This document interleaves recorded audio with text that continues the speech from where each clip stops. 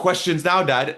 Lennart Karl, is he an inevitable part of this Germany squad for the 26 World Cup? Every big nation need that kind of player going into a World Cup. You need that place that you kind of will give to some of that excites you. Remember back in the days with Theo Walcott for England. I remember when he was in the team. You need that kind of guy that comes in with no worries in the whole world.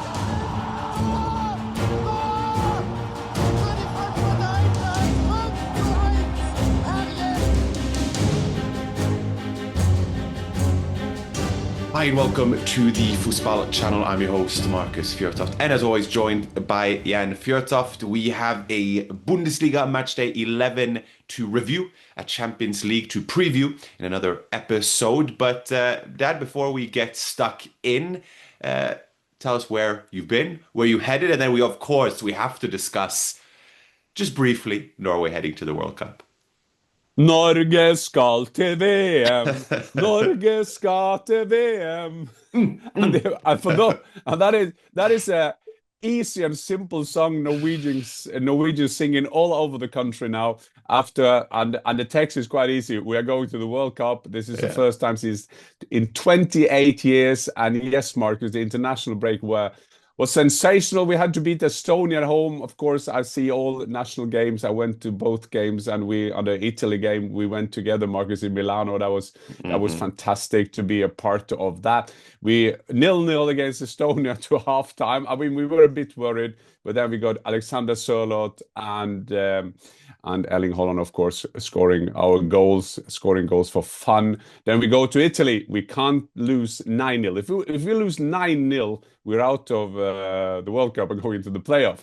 So Italy 1-0 up, and we were sitting next to each other. And I said to you, as the kind of pessimist I am when I'm a football fan, as all football fans are, and I said, well, this is just what we need is one goal against every 10th minute, and we will lose 9-0. But 1-0 to halftime, we were good, and they came out in the second half, and I mean, it was like unbelievable. It was great to be a part of that. Anthony Nusa were on fire, scoring a fantastic goal.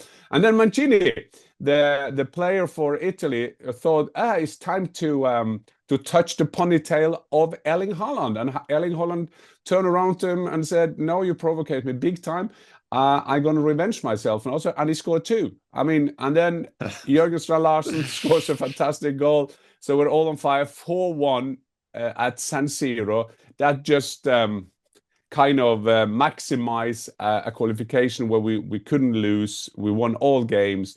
Over 2 games against Italy, we won 7-1. And now we're going to the World Cup. I'm very thrilled about that, Marcus. And it was great to experience next to you in Milano. Yeah, it was us watching as fans together, which we don't often do. And yeah, it felt like a very historic night when we were there, simply because Norway were going to a World Cup for the first time since '98, the first major tournament since the year 2000, and in the manner in which we did it. It was rather extraordinary to be a part of. 7,000 Norwegians in Milano, the draw on 5th of December. If I try to make a bridge, Dad, there was also that Germany played. I was just saying before you do the bridge. I mean, a bit fun fact to our listeners. I played in one World Cup. That was in 1994. Yeah, forget.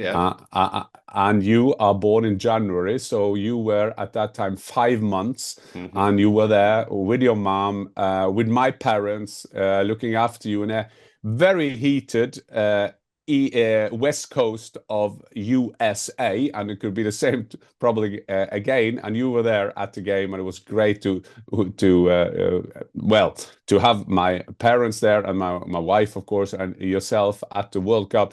And then we qualified in '98. We had the Euros Norway in 2000, and it was great for all of us, because for a small nation, that is a part of our identity. That is a part of our proudness. It's a part of our self-confidence. So yeah, it was a great week, Marcus, and I also thrilled. Germany beating Slovakia 6-0. They were brilliant in that game. It was good to see them having that kind of game. And also my Austria, and I'm very proud, Marcus. And yes, we have put to out the video. Yeah. I got an honor from the Austrian government. As we speak, we'll put some video from it from the day as well, so people can see. Yeah, we put that out. I'm very proud of that, and it was great. You took care of. I was part of that, representing the family, but also Austria. It was they had not to lose against Bosnia at home in Ernst Happel Stadium, and they were 1-0 down till the 77th minute, and then Gregoric, who is a striker for Brøndby of all clubs at the moment. Steve Cooper, the manager. It's some odd combinations there. He's gone to Brøndby and he scored the goal. So Ralf Ragnick and Austria are at the World Cup as well. So great week, Marcus. So now you can do your bridge to the Bundesliga. Yeah, well, there was a lot to touch on because we haven't really caught up since everything gone on. But yes, being there in Vienna as well, at the Rapid Vienna Stadium for you to receive your Allianz Stadium. And Yes. it used to be called Gerhard Hanapi Stadium when I played there. And it was fantastic to meet all teammates of mine, good friends of me in Vienna, good colleagues from the TV business, the Norwegian embassy, and a big compliment to Rapid Vienna, who on behalf of the Austrian government and my good friend, the ambassador Stefan Peringer, with their president Alex, and I call him Alex now, as you understand, and I got my number 11 shirt. I played with number 11 for Rapid Vienna, and it was a great evening, and I'm glad I could share that with you, Marcus. No, I was glad to be there, Dad. So a proud moment for you and for the family as you received that. And yeah, we're back now to club football, following from international football, but we won't let that topic go entirely because with the form that we are seeing from some of the players in the Bundesliga, in the Premier League from a certain Nick Voltemade as well, topics are going around who should be Germany's number 9. Now, Nick Woltemade has started, I believe, the last 6 games for Germany, establishing himself as the number 9, as the go-to striker. But that's more of a recent development, we could say as well. And now with Johnny Burkardt, who you've backed since his transfer from Mainz to Eintracht, a bit of a slow start, but 8 Bundesliga goals. All of his 8 Bundesliga goals have come in his last 8 appearances. You have someone like Tim Kleindienst as well, coming back into the fold. Dennis Undav with a hat-trick against Dortmund. Some good candidates developing in that number 9 position. How do you see that developing from now into the World Cup? What's interesting is like over the years, more or less, is Klose was there. They haven't had a proper number 9, a clear number 9 that we like. Norway will have Haaland, England will have Harry Kane, Mbappe, and so on. You can name them. And big teams need big strikers, great strikers. Germany have had a trouble there. I mean, you had Füllkrug, who has been, since he moved to England, has have gone backwards in his career, also due to injury. But now, the interesting thing with Germany at the moment, they have the 4 you mentioned there, they are different players. Maybe Undav and Burkardt is a bit like the same. Undav scoring 3 goals for Stuttgart this weekend against Dortmund, of course. Burkardt in a 4-3 thriller against Cologne. That was back to FC Spectacle, Eintracht Frankfurt, where we thought that I were 4-1 up, and I had a feeling that something would happen. But Burkardt scoring 2 goals. Then you have Kleindienst, who came on now after an injury, had a fantastic season last season, and now also a Gladbach team that is progressing, doing well. So, but I think that Julian Nagelsmann, this is not 4 strikers who are exactly the same. They are different quality, they have different skill. So then he will have the luxury that they can choose type of players. So Voltemade for me is number 1 in the terms of that he is also developed after he came to Newcastle. I was at St. James's, as I did for Viaplay. I did the game against Manchester City where they won 2-1. He didn't score, but he's always kind of keeping the ball. He's winning the header for the winning goal for Newcastle. So he is developing. So I see him as number 1 for Germany at the moment. Then you will have the Knipser, the goal-getters there with Burkardt and Undav. You have players that you can always put on. As you saw, both goals from Burkardt this game is so well taken, good assists from Doan and so on. But he's well taken, and he had a bad. I'm not saying bad, but he didn't have a good first half. But that is the kind of the name of the game for a goal getter, because you out of that you can just score the goals and just score the goals. That's the hardest thing in a football pitch, to score goals. So I think this is a luxury problem for Nagelsmann. He has his number 9 in terms of Voltemade, who can keep the ball up, win headers for him, get him out of jail with a long ball up to him. And then Kleindienst is it fair to say he's just in the middle of the strikers? He can do both. So I think that is good for Germany. That's good news for Germany, that they have strikers coming into form. And it's full credit to Nick Woltemade as well to take that number 9 position. Up until the injury, Tim Kleindienst, he has a fantastic international record, making his debut at the age of 29, 4 goals in 6 games for Germany. Almost an old school center forward. If I were to compare in terms of yourself that as well, but just being of a big enough size, not making it the entire sort of definition of who you are as a player, but does all the basics well, and then you have the kind of goal scoring instincts. It was good to see him come back, and Gladbach, I'm sure, will be delighted to have him back as well. And then for Nick Woltemade, we said that when he went to the Premier League, that we said be wary of putting him into a box of, a tall 6'6" striker, he'd be good in there. That's actually something that he's developed when he's come to the Premier League and sort of affirmed the stereotype of Nick Woltemade, because we know how good he is with his feet. But in terms of his aerial play, we didn't see that too much at Stuttgart. But obviously he's younger, so he's developing that aspect of his play as well. Yeah, and coming to Newcastle, people need to understand that is the Disneyland for striker, because they love a good striker. They had Wilburn back in that, even before my time. When I grew up, they had Malcolm McDonald, Super Mac. I saw him in the corridors up there. You have Alan Shearer, of course, got a Premier League record, great goal scorer. Got a statue of him at Newcastle St James's Park next to Sir Bobby Robson. And Voltemade is just kind of platform, kind of seen that they needed that striker. And it's a big compliment to the young lad that he kind of embraced the life of Newcastle. He got his friends over. This is a football mad city. This is only a one team city. When you come to Newcastle, you come to the station. It's like you walking up to the castle on the top, being St James's Park. So big compliment to him, and I'm glad for Germany that position is somehow been solved.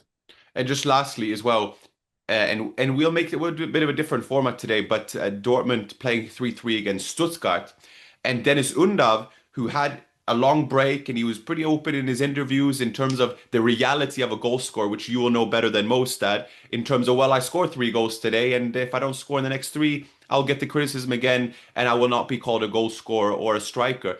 But in the 3-3 result, a fully deserved draw for Stuttgart, 3 proper goal-scoring finishes from Undav. I mean, the first one is so brilliantly taken with his back to the goal and the flick. And then he has one which you always told me about, the run off the corner where you come off the blind side and you sort of get that flick on off after that initial contact. And then the third as well. And mind you, against Waldemar Anton, against Nico Schlotterbeck, against Emre Can, all Germany internationals or have been. So for him as well, it's a huge booster, but also like a brilliant hat trick from Dennis Undav in a 3-3 draw, and yet another case of Dortmund dropping points late on. Four draws, and we can say, well, these things even themselves out during a season. We've seen them have some late lucky victories. But yeah, again, as they did against Hamburg, left it late or conceded late to draw. As we are spending a bit more time on strikers and international break in this episode, Marcus, I'll try to sum that game up and what you said there up in 2-3 headlines. I mean, I think it's sum up the German Bundesliga that Bayern rotated before they playing, saved or rested some players before they play Arsenal on Wednesday in the Champions League. Big game for them. They were 2-0 down against Freiburg, ending up winning 6-2. So Dortmund at home playing Stuttgart in a big game. It's like best of the rest trophy, who will be the main challenger for Bayern. They are 2-0 up. They are 3-2 up just before the end and still just manage 1 point. As for Leverkusen, winning in Wolfsburg. As for Leipzig, now on fire. I mean, I saw them in the first game of the season. They were hammered by Bayern. And still now the main challenger. But Dortmund is a bit worrying that there was a good football game. That was, as you were saying, there was great goals and great for Undav's self-confidence. Don't underestimate the point you made. When you're playing against great strikers, when you play and score against them, I remember from my career, I mean, I always played with mostly a broad club that was struggling in the lower part of the table. But when you scored against the likes of Manchester City, Dortmund, or Bayern, I mean, that gave you so much of a boost because that builds off your self-confidence. And I think Undav will take that with him. And as for Dortmund, is that consistency. It's a bit like what you see in the English league, Marcus. I did a game in North London derby yesterday, and I asked Arteta after the game. I said, is this a season where Liverpool started well, then City have had a great run, but Arsenal, is this the season of the normal, the team that will have the consistent form, doing their set piece goal? As they didn't do this yesterday, they had a great game. They just scored goals for fun yesterday. Wow, and Olise wow for Bayern, Marcus. So you can, but this is a consistency that the other clubs are lacking, and that was my bridge to Bayern, because Olise was on fire and Esse on fire, both the same background from Crystal Palace. That is a bridge, Marcus. That is a bridge. That is a bridge. I mean, it was 2 goals, 3 assists for Michael Olise. And then you think back at some of when they played together at Palace, and we did see how good that could have been. But of course, on the biggest stage, and I say that in the sense that you're playing for some of the biggest clubs, they truly, truly get to shine and get that international recognition. Michael Olise, like I said, 2 goals, 3 assists. And it was a bit worrying because Freiburg are not an easy team to beat. Beating Freiburg 6-2, a decent defensive record. I think 1 loss the last 13 or something of the kind. So when I saw them 2-0 down, I thought, okay, shaky. And Bayern's big Achilles heel this season has been their set pieces. 5 out of their 8 goals conceded this season are from set pieces.